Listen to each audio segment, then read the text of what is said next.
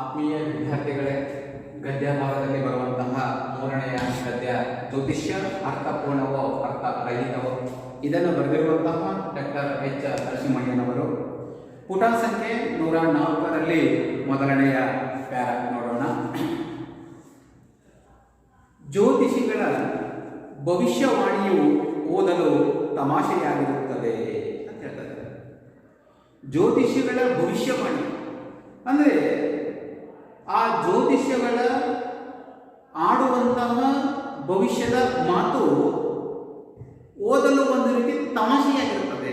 ಯಾಕೆ ತಮಾಷೆ ಅನ್ನಿಸ್ತದೆ, ಯಾಕೆ ನಗೆ ಬರ್ತದೆ, ಯಾಕೆ ನಗೆ ಬರ್ತದೆ ಅಂತಂದ್ರೆ ಆ ಜ್ಯೋತಿಷಿಗಳು ಹೇಳುವಂತಹ ಭವಿಷ್ಯ ಯಾವ ರೀತಿ ಇರುತ್ತೆ ಅಂತಂದ್ರೆ ಅದರಲ್ಲಿ ಸ್ಪಷ್ಟತೆ ಇರುವುದಿಲ್ಲ ಅಥವಾ ನಿಖರತೆ ಇರುವುದಿಲ್ಲ, ಗೊಂದಲದ ಗೂಡಾಗಿರುತ್ತದೆ. ಒಂದು ಪದಕ್ಕೆ ಹಲವಾರು ಅರ್ಥಗಳನ್ನು ಕಲ್ಪಿಸಿಕೊಂಡು ಹೇಳುತ್ತಾರೆ. ಆ ಕಾರಣಕ್ಕೋಸ್ಕರ ನಮಗೇನಾಗುತ್ತೆ ಅಂತಂದ್ರೆ ಒಂದು ರೀತಿ ತಮಾಷೆ ಅನಿಸಿಬಿಡ್ತದೆ, ನಮಗೆ ತಮಾಷೆ ಆಗಿರ್ತದೆ ಅವರ ಒಂದು ಭವಿಷ್ಯದ ವಾಣಿ. ಅವು ಅಡ್ಡ ಗೋಡೆಯ ಮೇಲೆ ದೀಪವಿಟ್ಟಂತೆ ಇದ್ದು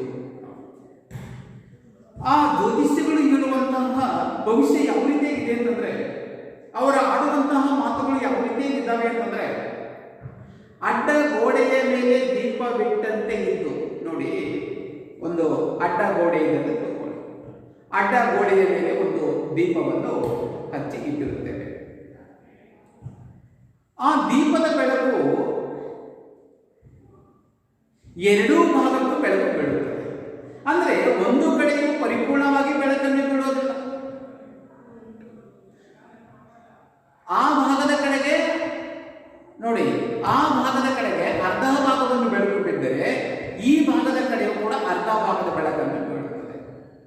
ಅಂದ್ರೆ ಪರಿಪೂರ್ಣವಾಗಿ ಒಂದು ಕಡೆಯೂ ಕೂಡ ಬೆಳಕನ್ನು ಬೀಳುವುದಿಲ್ಲ. ಅಂದ್ರೆ ಎರಡೂ ಕಡೆಯೂ ಅಪೂರ್ಣವಾದಂತಹ ಬೆಳಕು ಯಾವ ರೀತಿಗೆ ಕೊಡುತ್ತದೋ ಅಡ್ಡಗೋಡೆಯ ಮೇಲೆ ಇಟ್ಟಿರತಕ್ಕಂಥ ದೀಪ, ಅದೇ ರೀತಿಯಾಗಿ ಜ್ಯೋತಿಷ್ಯಗಳು ಹೇಳುವಂತಹ ಭವಿಷ್ಯ ಯಾವ ರೀತಿ ಇರುತ್ತಂದ್ರೆ ಅಪೂರ್ಣತೆಯಿಂದ ಕೂಡಿರುತ್ತದೆ.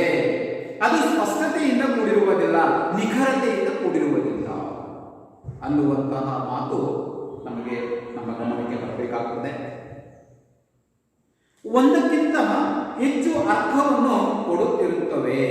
ನೋಡಿ, ಆ ಜ್ಯೋತಿಷ್ಯಗಳು ಹೇಳುವಂತಹ ಮಾತು ಯಾವ ರೀತಿಯಾಗಂದ್ರೆ ಒಂದಕ್ಕಿಂತ ಹೆಚ್ಚು ಅರ್ಥವನ್ನು ಕೊಡುತ್ತಿರುತ್ತವೆ. ಅಂದ್ರೆ ನಾವು ಹೇಗೆ ಅರ್ಥವನ್ನು ಕಲ್ಪಿಸಿಕೊಳ್ಬೇಕು, ಯಾವ ರೀತಿ ನಿಖರವಾಗಿ ಕಲ್ಪಿಸಿಕೊಳ್ಬೇಕು. ಯಾಕಂದ್ರೆ ಸಮಯಕ್ಕೂ ಕೂಡ ಒಂದು ಪದಕ್ಕೆ ನಾನಾ ಅರ್ಥಗಳನ್ನು ಕೂಡ ಹೇಳ್ತಿರ್ತಾರೆ. ಯಾಕಂದ್ರೆ ಅದರಿಂದ ತಪ್ಪಿಸಿಕೊಳ್ಳುವುದಕ್ಕೋಸ್ಕರ ನಾನು ಹೇಳಿದ್ದು ಅದು ಸತ್ಯ. ಯಾಕಂದ್ರೆ ಒಂದು ಪದಕ್ಕೆ ಹಲವಾರು ಅರ್ಥಗಳಿರ್ತವೆ. ನೋಡಿ, ಕೊಡುತ್ತಿರುತ್ತವೆ. ದಿನಪತ್ರಿಕೆಗಳಲ್ಲಿ ಮತ್ತು ವಾರಪತ್ರಿಕೆಗಳಲ್ಲಿ ಕಂಡು ಬರುವ ಭವಿಷ್ಯದ ಸ್ವರೂಪ ಎಲ್ಲ ವಾರಗಳಲ್ಲಿಯೂ ಒಂದೇ ರೀತಿಯ ಸ್ಥೂಲ ವಿವರಣೆಯನ್ನು ಹೊಂದಿರುತ್ತದೆ.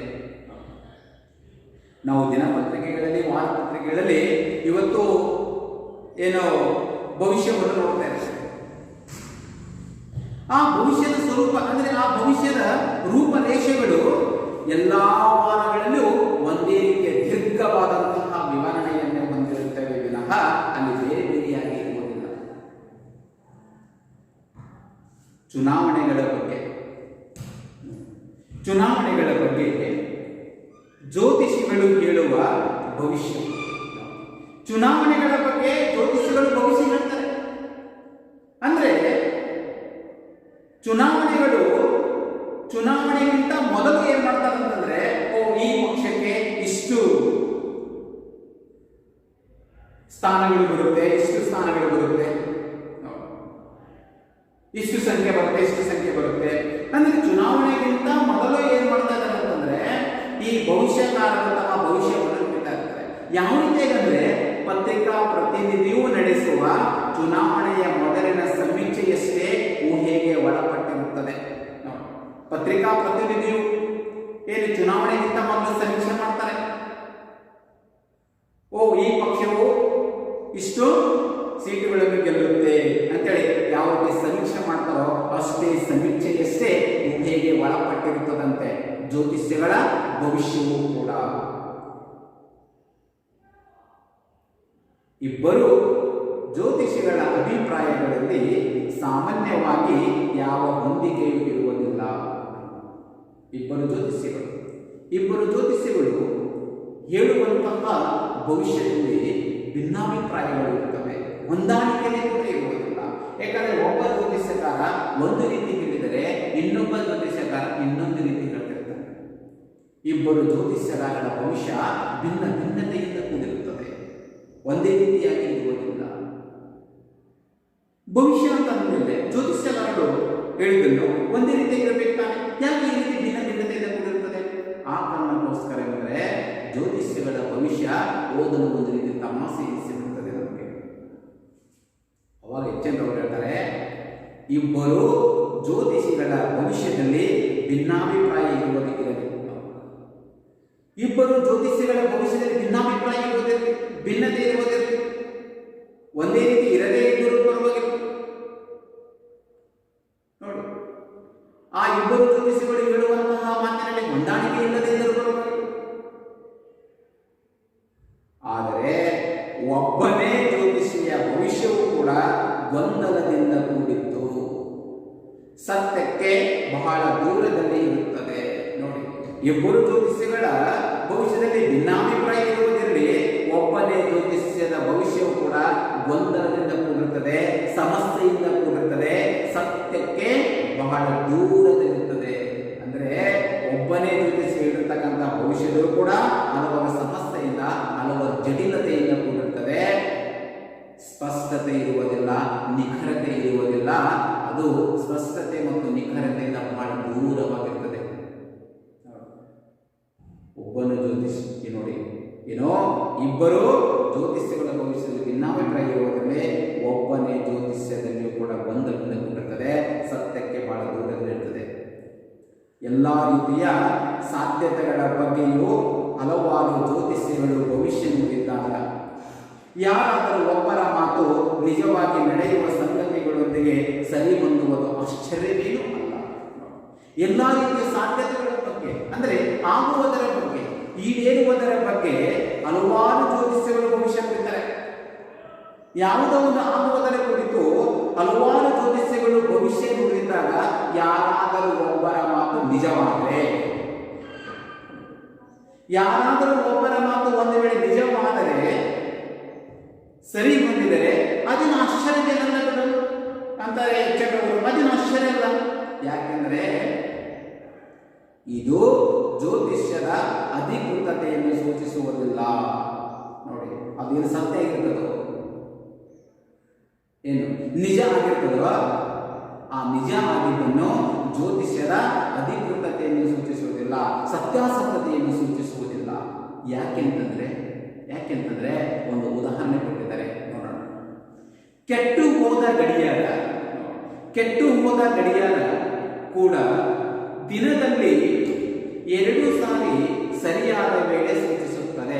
ದಿನದಲ್ಲಿ 2 ಸಾರಿ ಸರಿಯಾದ ವೇಳೆ ಸೂಚಿಸುತ್ತದೆ. ಗಡಿಯಾರ ಹೌದಾ? ಎಲ್ಲಿ ಏನಂದ್ರೆ ನೋಡಿ,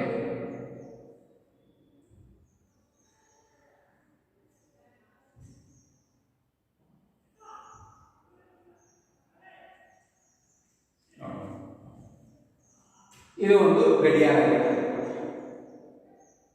ಈ ಗಡಿಯಾರ ಏನಾಗಿದೆ ಅಂದ್ರೆ ನಿಂತು ಹೋಗ್ಬಿಟ್ಟಿದೆ. ಏನಾಗಿದೆ? ಗಡಿಯಾರ ನಿಂತು ಹೋಗ್ಬಿಟ್ಟಿದೆ, ಕೆಟ್ಟೋಗ್ಬಿಟ್ಟಿದೆ ಗಡಿಯಾರ. ಈ ನಿಂತು ಹೋದಂತಹ ಗಡಿಯಾರ ದಿನದಲ್ಲಿ 2 ಸಲ ಸರಿಯಾದ ಸಮಯವನ್ನು ಸೂಚಿಸುತ್ತದೆ. 2 ಸಲ ಸರಿಯಾದ ಸಮಯವನ್ನು ಸೂಚಿಸುತ್ತದೆ. 2 ಸಲ ಸರಿಯಾದ ಸಮಯವನ್ನು ಸೂಚಿಸುತ್ತದೆ. ಮಧ್ಯಾಹ್ನ 3 ಗಂಟೆ ನೋಡಿ, ಈ ಗಡಿಯಾರ ತಕ್ಷಣವೇ ಎಷ್ಟಾಗಿದೆ? ಮಧ್ಯಾಹ್ನ 3 ಗಂಟೆ. ಮತ್ತೆ ಬೆಳಗಿನ ಜಾವ 3 ಗಂಟೆ. ನೋಡಿ, ನಿಂತು ಹೋದಂತಹ ಗಡಿಯಾರ ಅಥವಾ ಕೆಟ್ಟು ಹೋದಂತಹ ಗಡಿಯಾರ ದಿನದಲ್ಲಿ 2 ಸಲ ಸರಿಯಾದ ಸಮಯವನ್ನು ಸೂಚಿಸುತ್ತದೆ. ಅಂದ್ರೆ ಆ ಗಡಿಯಾರ ಸರಿಯಾಗಿದೆ ಅಂತ ಗಡಿಯಾರ ಸರಿಯಾಗಿರೋದಿಲ್ಲ, ಗಡಿಯಾರ ಕೆಟ್ಟು ಹೋಗಿದೆ ಅಂತ. ಅದೇ ರೀತಿಯಾಗಿ ಹಲವಾರು ಜ್ಯೋತಿಷ್ಯಗಳು, ನೂರಾರು ಜ್ಯೋತಿಷ್ಯಗಳು ಹೇಳಿದಂತಹ ಭವಿಷ್ಯದಲ್ಲಿ ಒಬ್ಬನು ಜ್ಯೋತಿಷ್ಯನ ಮಾತು ಸರಿ ಇದ್ರೆ, ಖಚಿತತೆ ಇದೆ ಅಂತಂದ್ರೆ, ನಿಜ ಇದೆ ಅಂತಂದ್ರೆ ಅದು ಅವನು ಹೇಳಿರ್ತಕ್ಕಂಥದ್ದು ಸತ್ಯವಲ್ಲ.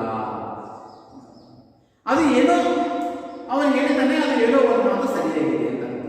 ಅಂದ್ರೆ ಯಾವ ರೀತಿ ಕೆಟ್ಟು ಹೋದಂತಹ ಗಡಿಯಾರ ದಿನದಲ್ಲಿ 2 ಸಲ ಸರಿಯಾದ ಸಮಯ ಸೂಚಿಸುತ್ತದೆ ಅಂತಂದ್ರೆ ಆ ಗಡಿಯಾರ ಸರಿಯಾಗಿದೆ ಅಲ್ಲ. ಅದೇ ರೀತಿಯಾಗಿ ನೂರಾರು ಜ್ಯೋತಿಷ್ಯಗಾರರು ಹೇಳಿರ್ತಕ್ಕಂತಹ ಭವಿಷ್ಯದಲ್ಲಿ ಒಬ್ಬನ ಜ್ಯೋತಿಷ್ಯನ ಮಾತು ಸರಿಯಾಗಿದೆ ಅಂತಂದ್ರೆ, ನಿಖರತೆ ಇದೆ ಅಂತಂದ್ರೆ ಅವನು ಹೇಳಿದ್ದನ್ನು ಅಧಿಕೃತತೆಯಿಂದ ಕೂಡಿರುವುದಿಲ್ಲ. ನೋಡಿ, ಅದು ಖಚಿತತೆ ಅನಿಸುವುದಿಲ್ಲ ಅನ್ನುವಂಥದ್ದು ಈ ಉದಾಹರಣೆಯ ಮೂಲಕ ನಮಗೆ ಹೆಚ್ಚಿನವರು ತೋರಿಸಿಕೊಟ್ಟಿದ್ದಾರೆ. ಅದೇ ರೀತಿ ಇನ್ನೊಂದು ಉದಾಹರಣೆ ಕೊಟ್ಟಿದ್ದಾರೆ. ಕೋತಿ ಮಂಗ ಕೋತಿ ಒಂದು ಟೈಪ್ ರೈಟರನ್ನ ಅಚ್ಚಿನ ಮೊಳೆಯನ್ನು ಒತ್ತುವಂತೆ ಮಾಡಿದಾಗ ಅದು ಆಕಸ್ಮಿಕವಾಗಿ, ನೋಡಿ, ಒಂದು ಕೋತಿ, ಆ ಕೋತಿಯನ್ನು ಏನ್ ಮಾಡ್ತೇವೆ, ಟೈಪ್ ರೈಟರ್ ಅಂದ್ರೆ ಕೀಲಿ ಮಣಿಯನ್ನು ಕರ್ತೇವೆ, ಟೈಪ್ ರೈಟರ್ ಅಂತ. ಆ ಟೈಪ್ ರೈಟರ್ ಅನ್ನ ಕೀಲಿ ಮಣಿಯನ್ನು ನಾವೇನಾದ್ರೂ ಒತ್ತುವಂತೆ ಮಾಡಿದಾಗ, ಒತ್ತುವಂತೆ ನಾವು ಅದಕ್ಕೆ ಏನಾದರೂ ಹೇಳಿದರೆ ಅದೇನು ಮಾಡುತ್ತೆ, ಆಕಸ್ಮಿಕವಾಗಿ ಯಾವುದೋ ಒಂದು ಪದ ಅಥವಾ ಶೇಕ್ಸ್ಪಿಯರಿನ ದ್ವಿಪದಿಯೇ ಆಗಿ ಬಿಡಬಹುದು. ಹೀಗಿಂದ ಮಾತ್ರಕ್ಕೆ ಕೋತಿಗೆ ಟೈಪಿಂಗ್ ಕಲೆ ಅಥವಾ ಶೇಕ್ಸ್ಪಿಯರಿನ ಕಾವ್ಯಶಕ್ತಿಯ ಪರಿಜ್ಞಾನ ಇದೆ ಎಂದು ಅರ್ಥವಲ್ಲ. ಕೋತಿ ಏನ್ ಮಾಡಿದ್ರೆ, ಒಂದು ಟೈಪ್ ರೈಟರ್ನ ಆ ಕೀಲಿಮಣಿ ಇದೆಯಲ್ಲ, ಯಾವುದೋ ಒಂದು ಬಟನ್ ಒತ್ತಿದೆ, ಬಟನ್ ಅನ್ನು ಪ್ರೆಸ್ ಮಾಡಿದಾಗ, ಒತ್ತಿದಾಗ ಅಲ್ಲಿ ಯಾವುದೋ ಒಂದು ಪದ ಅಥವಾ ಶೇಕ್ಸ್ಪಿಯರಿನ ದ್ವಿಪದಿಯೇ ಆಗಿ ಬಿಡಬಹುದು. ಆ ಒಂದು ಪರದೆಯ ಮೇಲೆ ಶೇಕ್ಸ್ಪಿಯರಿನ ಒಂದು ದ್ವಿಪದಿ ಎನ್ನುವಂತ ಪದವನ್ನು ಮೂಡಿದಾಗ ಈಗಿನ ಮಾತ್ರಕ್ಕೆ ಆ ಕೃತಿಗೆ ಟೈಪಿಂಗ್ ಕಲೆ ಗೊತ್ತಿದೆನಾ, ಅಥವಾ ಶೇಕ್ಸ್ಪಿಯರಿನ ಕಾವ್ಯಶಕ್ತಿಯ ಪರಿಜ್ಞಾನ ಇದೆ ಎಂದು ಅರ್ಥವಲ್ಲ. ಅದು ಏನೋ ಬಟನ್ ಪ್ರೆಸ್ ಮಾಡಲಾಗಿದೆ, ಅದು ಆ ರೀತಿ ಮೂಡಿದೆ, ಅದಕ್ಕೆ ಯಾವುದೇ ರೀತಿಯ ಟೈಪಿಂಗ್ ಕಲೆಯೂ ಗೊತ್ತಿಲ್ಲ, ಶೇಕ್ಸ್ಪಿಯರಿನ ಕಾವ್ಯಶಕ್ತಿಯ ಬಗ್ಗೆ ಪರಿಜ್ಞಾನವೂ ಕೂಡ ಅದಕ್ಕೆ ಇರುವುದಿಲ್ಲ. ಅದೇ ರೀತಿಯಾಗಿ ನೂರಾರು ಜ್ಯೋತಿಷ್ಯಗಳು ಹೇಳಿದರೆ ಆ ನೂರಾರು ಜ್ಯೋತಿಷ್ಯಗಳಲ್ಲಿ ಏನೋ ಒಂದು ಹೇಳಕ್ಕೆ ಹೋಗಿದ್ದಾರೆ, ಅದು ಸತ್ಯ ಆಗಿರುತ್ತದೆ. ಆದರೆ ಆ ಸತ್ಯವನ್ನೇ ನಿಜ ಅಂತ ನಾವು ಯಾವತ್ತೂ ಕೂಡ ನಂಬಬಾರದು ಅನ್ನುವಂತಹ ಅಂಶವನ್ನು ಇವತ್ತು ಸಮಾಜದ ಎದುರುಗಡೆ ತೆರೆದಿಟ್ಟಿದ್ದಾರೆ ಹೆಚ್ಚಿನವರು.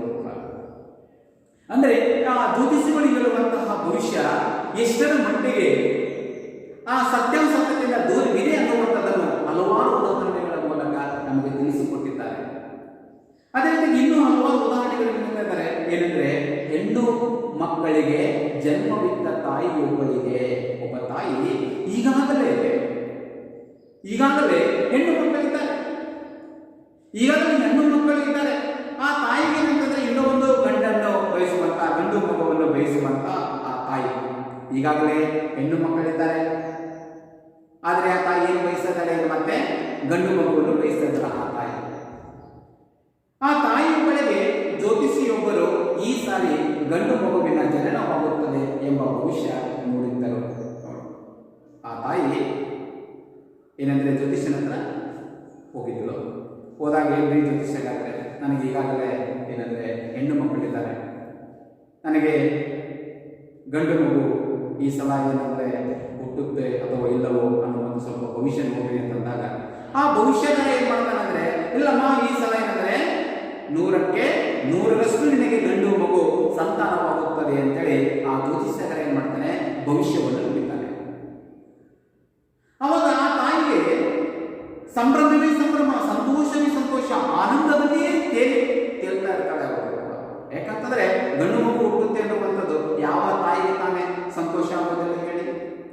ಅದೇ ರೀತಿ ಆ ತಾಯಿಗೆ ತುಂಬಾ ಸಂತೋಷವಾಗುತ್ತೆ, ಸಂಭ್ರಮವಾಗುತ್ತೆ ಆ ಜ್ಯೋತಿಷ್ಯಗಾರನ ಭವಿಷ್ಯದ ಮಾತುಗಳನ್ನು ಕೇಳಿ.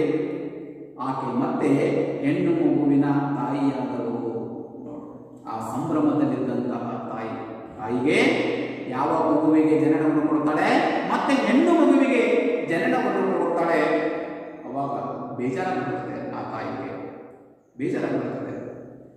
ಆ ಬೇಜಾರಿನಿಂದ ಅವಳು ಜ್ಯೋತಿಷ್ಯದ ಬಗ್ಗೆ ಕೋಪ ವ್ಯಕ್ತಪಡಿಸಿದಾಗ ಹೋಗ್ತಾಳು, ಬೇಜಾರಾಗ್ತದೆ, ಕೋಪ ಆಗ್ತದೆ, ಕೋಪದಿಂದಲೇ ಜ್ಯೋತಿಷ್ಯನ ಹತ್ರ ಹೋಗ್ತಾಳೆ. ಏನ್ರಿ ಜ್ಯೋತಿಷ್ಯಗಾರರೇ, ನೀವೇ ಹೇಳಿದ್ರೆ ನನಗೆ ಗಂಡು ಮಗು ಹುಟ್ಟುತ್ತೆ ಅಂತ ಹೇಳಿದ್ರೆ, ಆದರೆ ಹೆಣ್ಣು ಮಗು ಹುಟ್ಟಿದೆ ಇಲ್ಲ ಅಂತ ಕೇಳಿದಾಗ ಅವಾಗ ಜ್ಯೋತಿಷ್ಯಗಾರ ಏನು ಉತ್ತರ ಕೊಡ್ತಾನೆ ಅಂತಂದ್ರೆ, ಅಗೋ ಗೋಡೆಯ ಮೇಲೆ ಹೆಣ್ಣು ಮಗು ಎಂದು ಬರೆದಿದ್ದನ್ನು ತೋರಿಸ್ತಾನೆ. ಅಗೋ ಅಲ್ಲಿ ನೋಡಿ, ಗೋಡೆ ಮೇಲೆ ಬರ್ದೆ ನೋಡಿ ಹೆಣ್ಣು ಮಗು ಅಂತ. ಯಾಕೆಂತಂದ್ರೆ ಪ್ರಸವದ ಸಂದರ್ಭದಲ್ಲಿ ಅಂದ್ರೆ ಹೆರಿಗೆಯ ಸಂದರ್ಭದಲ್ಲಿ ಸಂತೋಷವಾಗಿರಲೆಂದು ಉದ್ದೇಶಪೂರ್ವಕವಾಗಿ ತಾನು ಹೀಗೆ ಹೇಳಿದ್ದೇನೆಂದು ಉತ್ತರ ಪಟ್ಟನಂತೆ. ನೋಡಿ, ಆ ಜ್ಯೋತಿಷ್ಯಗಾರ ಯಾವ ರೀತಿ ಉತ್ತರ ಕೊಡ್ತಾನೆ ನೋಡಿ ಆ ತಾಯಿಗೆ. ಇಲ್ಲಮ್ಮ, ಏನೋ ಹೆರಿಗೆಯ ಸಂದರ್ಭದಲ್ಲಿ ಸಂತೋಷದಿಂದ ಸಂಭ್ರಮದಿಂದ ನೀನು ಇರಲಿ ಎನ್ನುವಂತಹ ಉದ್ದೇಶಪೂರ್ವಕವಾಗಿ ನನಗೆ ಗಂಡು ಮಗು ಹುಟ್ಟುತ್ತೆ ಅಂತ ಹೇಳಿದ್ರೆ, ನಿಜವಾಗಿ ನನಗೆ ಗಂಡು ಮಗು ಹುಟ್ಟುತ್ತೆ ಅಂತ ನಾನು ಯಾವತ್ತೂ ಕೂಡ ಹೇಳಿರಲಿಲ್ಲ. ನೋಡಿ ಯಾವ ರೀತಿಯಾಗಿ ಮಾತುಗಳನ್ನು ಬದಲಾಯಿಸ್ತಾ ಇರ್ತಾರೆ ನೋಡಿ, ಕ್ಷಣದ ಮಾತುಗಳನ್ನು ಯಾವ ರೀತಿಯಾಗಿ ಚೇಂಜ್ ಮಾಡ್ತಾರೆ ಅನ್ನುವಂಥದ್ದು ನೋಡಿ. ಯಾಕಂದ್ರೆ ಆ ಭವಿಷ್ಯದಲ್ಲಿ ಆಡುವಂತಹ ಮಾತಿನಲ್ಲಿ ಕೆಲವೊಂದು ಕಡೆ ಸತ್ಯ ಅನಿಸುತ್ತೆ, ಕೆಲವೊಂದು ಕಡೆ ಸುಳ್ಳು ಕೂಡ ಅನಿಸುತ್ತೆ ನೋಡಿ. ನಮಗೆ ಹುಚ್ಚಿಡಿದು ಹೋಗುತ್ತೆ, ಏನು ನಂಬಬೇಕು ಅಥವಾ ನಂಬಬಾರ್ದು ಅನ್ನುವಂಥದ್ದು ಕೂಡ. ಈ ಕಡೆ ನೋಡಿದರೆ ಒಂದು ಕಡೆ ಸತ್ಯ ಅನಿಸುತ್ತೆ, ಈ ಕಡೆ ನೋಡಿದರೆ ಒಂದು ರೀತಿ ಸುಳ್ಳು ಕೂಡ ಅನಿಸುತ್ತೆ. ಇದು ಅಡ್ಡ ಗೋಡೆಯ ಮೇಲೆ ದೀಪ ಬಿಟ್ಟಂತೆ ಆಡುವಂತಹ ಮಾತುಗಳು. ಉತ್ತರ ಕೊಡುವಂತೆ ಜ್ಯೋತಿಷಿ ಮತ್ತು ಭವಿಷ್ಯ ಕೇಳಿದ ವ್ಯಕ್ತಿಗಳಲ್ಲಿಯೇ ಸಮಸ್ಯೆ ಇದ್ದಾಗ ನೋಡಿ, ಆ ಜ್ಯೋತಿಷ್ಯಗಾರನಿಗೂ ಕೂಡ ಒಂದು ಸಮಸ್ಯೆ, ಅವನಿಗೂ ಕೂಡ ನಿಖರದ ಸ್ಪಷ್ಟತೆ ಅಂತ ಇರುವುದಿಲ್ಲ. ಅವನಿಗೂ ಕೂಡ ಒಂದು ರೀತಿಯಾಗಿ ಕೆಲವು ಸಂದರ್ಭದಲ್ಲಿ ಗೊಂದಲದ ಕೂಡ ಆಗ್ತಾನೆ ಅವನು. ಅದೇ ರೀತಿಗೆ ಭವಿಷ್ಯ ಕೇಳಿದ ವ್ಯಕ್ತಿಗಳಲ್ಲಿ ಸಮಸ್ಯೆ ಇದ್ದಾಗ ಇಂತಹ ಜಾಣತನದ ತಂತ್ರಗಳು ಸಾಮಾನ್ಯವಾಗಿ ಉಪಯೋಗವಾಗುತ್ತವೆ. ಕೆಲವು ಸಂದರ್ಭದಲ್ಲಿ ಇಂತಹ ಜಾಣತನದ ತಂತ್ರಗಳನ್ನು ಉಪಯೋಗ ಮಾಡಿಕೊಂಡು ಅದರಿಂದ ಪಾರಾಗಲಿಕ್ಕೆ ಪ್ರಯತ್ನ ಪಡ್ತಾರೆ. ಜೀವನದಲ್ಲಿ ಎಲ್ಲವೂ ಪೂರ್ವ ನಿರ್ಧರಿತವಾಗುತ್ತದೆಂಬ ವಿಧಿವಾದವನ್ನು ಜ್ಯೋತಿಷ್ಯ ತಿಳಿಸುತ್ತದೆ. ಜ್ಯೋತಿಷ್ಯ ಏನಂತಂದ್ರೆ ಎಲ್ಲವೂ ಪೂರ್ವ ನಿರ್ಧರಿತವಾಗುತ್ತದೆ. ನೋಡಿ, ನನಗೇನಾದರೂ ಕೆಟ್ಟದ್ದು ಉಂಟಾದರೆ ಅಯ್ಯೋ ಇದು ಪೂರ್ವ, ಅದು ಮುಂಚೆನೆ ನಿರ್ಧಾರವಾಗಿರ್ತಕ್ಕಂಥದ್ದು. ಅಂದ್ರೆ ಈಗ ಜಾತಕ ಬರೀತಾ ಇರ್ತಾರೆ, ಮುಂದೆ ಜೀವನದಲ್ಲಿ ಆಗುವಂತಹ ಘಟನೆಗಳೆಲ್ಲವೂ ಕೂಡ ಈಗಲೇ ಅವರು ಬರೆದಿಟ್ಟಿರ್ತಾರಂತೆ. ಅಂದ್ರೆ ಮುಂದೆ ಆಗುವಂಥದ್ದೆಲ್ಲವೂ ಕೂಡ ಈಗ ಹೇಳ್ತದಂತೆ. ಜಾತಕ ಆಗಿರ್ಬೋದು, ಭವಿಷ್ಯ ಆಗಿರ್ಬೋದು, ಪೂರ್ವ ನಿರ್ಧರಿತವಾಗುತ್ತದೆ ಅನ್ನುವಂಥದ್ದು ವಾದವನ್ನು ಮಂಡಿಸ್ತಾ ಇದ್ದಾರೆ ಜ್ಯೋತಿಷ್ಯ. ಜನರು ನಿರಾಶೆಯಿದ್ದಾಗ, ಜನರು ಸಮಸ್ಯೆಗಳಲ್ಲಿ ಇದ್ದಾಗ ಜ್ಯೋತಿಷ್ಯಗಳನ್ನು ಮೊರೆ ಹೋಗುತ್ತಾರೆ. ಹೌದು, ಜನರಿಗೆ ಯಾವುದೋ ಒಂದು ನಿರಾಸೆ ಉಂಟಾದಾಗ, ಸಮಸ್ಯೆಗಳು ಉಂಟಾದಾಗ, ಸಂಕಷ್ಟಗಳು ಉಂಟಾದಾಗ ಏನ್ ಮಾಡ್ತಾರೆ, ನೇರವಾಗಿ ಜ್ಯೋತಿಷ್ಯಗಳ ಮೊರೆ ಹೋಗ್ತಾರೆ.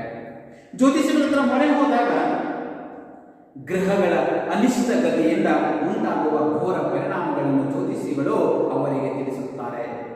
ನಿರಾಸೆಯಿಂದ ಸಮಸ್ಯೆಗಳಲ್ಲಿ ಇದ್ದಂತಹ ಜನರು ಜ್ಯೋತಿಷ್ಯನ ಹತ್ರ ಮೊರೆ ಹೋಗ್ತಾರಲ್ಲ, ಅವಾಗ ಜ್ಯೋತಿಷ್ಯಕಾರರು ಏನ್ ಹೇಳ್ತಾರೆ ಅಂತಂದ್ರೆ, ಗ್ರಹಗಳ ಅನಿಷ್ಟ ಗತಿ ಅಂದ್ರೆ ಗ್ರಹಗಳ ಕೆಟ್ಟ ಚಲನೆಯಿಂದ ಈ ರೀತಿ ಘೋರ ಪರಿಣಾಮವನ್ನು ಉಂಟಾಗಿದೆ ಅಂತ ಹೇಳ್ತಾರೆ ನೋಡಿ. ಗ್ರಹಗಳ ಗತಿಗಳ ಆಧಾರದ ಮೇಲೆ, ಗ್ರಹಗಳ ಚಲನೆಯ ಆಧಾರದ ಮೇಲೆ ಜ್ಯೋತಿಷ್ಯವನ್ನು ಹೇಳ್ತಾ ಇರ್ತಾರೆ. ಈಗ ಗುರುಗ್ರಹ ಈ ರೀತಿಯಾಗಿ ಒಂದು ಸ್ಥಾನ ಇನ್ನೊಂದು ಸ್ಥಾನಕ್ಕೆ ಬಂದಿದೆ, ಅದಕ್ಕೆ ನಿಮಗೆ ಕೆಟ್ಟದನ್ನು ಉಂಟಾಗಿದೆ, ಸಮಸ್ಯೆಗಳು ಉಂಟಾಗಿದೆ ಅಂದ್ರೆ ಗ್ರಹಗಳ ಕೆಟ್ಟ ಚಲನೆಯ ಮೇಲೆ ಉಂಟಾದಂತಹ ಘೋರ ಪರಿಣಾಮಗಳನ್ನು ಜ್ಯೋತಿಷ್ಯಗಳು ಅವರಿಗೆ ತಿಳಿಸುತ್ತಾರೆ. ಆ ಅಮಂಗಳ ನಿವಾರಣೆಯ ಅಂದ್ರೆ ಆ ಕೆಟ್ಟ ನಿವಾರಣೆಯ ಆಗಬೇಕು ಅಂತಂದ್ರೆ ಶಾಂತಿ ಪೂಜೆಗಳಿಂದ ಪರಿಹಾರವಾಗುತ್ತದೆಂಬ ಸಾಂತ್ವನವನ್ನು ಕೊಡುತ್ತಾರೆ. ಅಂದ್ರೆ ಬಂದಿರತಕ್ಕಂತಹ ಕಷ್ಟದಿಂದ ಪಾರಾಗಬೇಕು ಅಂದ್ರೆ ನೀವು ಶಾಂತಿ ಪೂಜೆಗಳಿಂದ ಪರಿಹಾರವಾಗುತ್ತದೆ ಎಂಬ ಒಂದು ಸಾಂತ್ವನವನ್ನು, ನೆಮ್ಮದಿಯ ಮಾತುಗಳನ್ನು ಕೂಡ ಅವರು ಕೊಡ್ತಾರೆ. ಅದಕ್ಕಾಗಿ ಖರ್ಚಾಗುವ ಹೆಚ್ಚಿನ ಹಣದ ಬಗ್ಗೆ ಹೇಳಲು ಮರೆಯುವುದಿಲ್ಲ. ನೋಡಿ, ಏನಂದ್ರೆ ಆ ಶಾಂತಿ, ಆ ಪೂಜೆ, ಹೋಮ ಹವನಗಳನ್ನು ಏನು ಎಷ್ಟು ಖರ್ಚಾಗುತ್ತೆ ಅನ್ನುವಂಥದ್ದು ಹಣದ ಬಗ್ಗೆ ಹೇಳಲು ಮಾತ್ರ ಅವರು ಮರೆಯುವುದಿಲ್ಲ. ಇವತ್ತು ನೋಡಿ, ಕೆಲವೊಂದು ಕಡೆ ಹೋಮ ಹವನಗಳು ಮಾಡಬೇಕಾದ್ರೆ ಎಷ್ಟು ದುಡ್ಡು ಬೇಕಾಗ್ತದೆ. ಅವರ ಮಾರ್ಗದರ್ಶನವನ್ನು ಬಯಸುವ ಯಾರೂ ಅವರ ಅಭಿಪ್ರಾಯಗಳನ್ನು ತಿರಸ್ಕರಿಸುವುದಿಲ್ಲ. ಅವರ ಮಾರ್ಗದರ್ಶನವನ್ನು ಬಯಸುವಂತಹ ಯಾರೂ ಅವರ ಅಭಿಪ್ರಾಯವನ್ನು ತಿರಸ್ಕರಿಸುವುದಿಲ್ಲ. ಯಾಕಂದ್ರೆ ಒಳ್ಳೆಯದಾಗುತ್ತೆ ಅಂತಂದ್ರೆ ಯಾರೂ ಕೂಡ ಆ ಜ್ಯೋತಿಷ್ಯಗಳ ಮಾರ್ಗದರ್ಶನ ಕೂಡ ತಿರಸ್ಕಾರವನ್ನು ಉಂಟು ಮಾಡುವುದಿಲ್ಲ, ಅವರ ಅಭಿಪ್ರಾಯಗಳನ್ನು ಕೂಡ ತಿರಸ್ಕರಿಸುವುದಿಲ್ಲ. ಮುಖ್ಯವಾಗಿ ಜ್ಯೋತಿಷ್ಯ ಮುಗ್ಧ ಜನರನ್ನು ಭಯದಲ್ಲಿ ಇರಿಸಿ ಅವರ ಸುಲಿಗೆಗೆ ಕಾರಣವಾಗುತ್ತದೆ. ನೋಡಿ, ಈ ಜ್ಯೋತಿಷ್ಯಗಾರ ಏನಾಗ್ತದೆ ಅಂದರೆ ಮುಗ್ಧ ಜನರನ್ನು ಅಮಾಯಕರನ್ನು ಭಯದಲ್ಲಿರಿಸಿ ಅವರ ಸುಲಿಗೆಗೆ ಏನಂದರೆ ದರೋಡೆ ಮಾಡ್ತಾ ಇದ್ದಾರೆ, ಲೂಟಿ ಹೊಡಿತಾ ಇದ್ದಾರೆ ಅನ್ನುವಂಥದ್ದು ಕಾರಣವಾಗುತ್ತದೆ. ಜ್ಯೋತಿಷ್ಯ ಒಂದು ವಾಣಿಜ್ಯವಾಗಿದೆ, ಜ್ಯೋತಿಷ್ಯ ಅನ್ನುವಂಥದ್ದು ಒಂದು ವ್ಯವಹಾರ ಆಗಿಬಿಟ್ಟಿದೆ, ಒಂದು ಬಿಸಿನೆಸ್ ಅನ್ನಾಗಿ ಮಾಡಿಕೊಂಡಿದ್ದಾರೆ ಎನ್ನುವಂತಹ ಅಂಶವನ್ನು ಇಡೀ ಒಂದು ಸಮಾಜದ ಎದುರುಗಡೆ ತೆರೆದಿಟ್ಟಿದ್ದಾರೆ ಎನ್ನುವಂತಹ ಅಂಶ ಇದೆ. ಇನ್ನು ಉಳಿದಂತಹ ಭಾಗವನ್ನು ಮುಂದಿನ ತರಗತಿಯಲ್ಲಿ ನೋಡೋಣ. ಧನ್ಯವಾದಗಳು.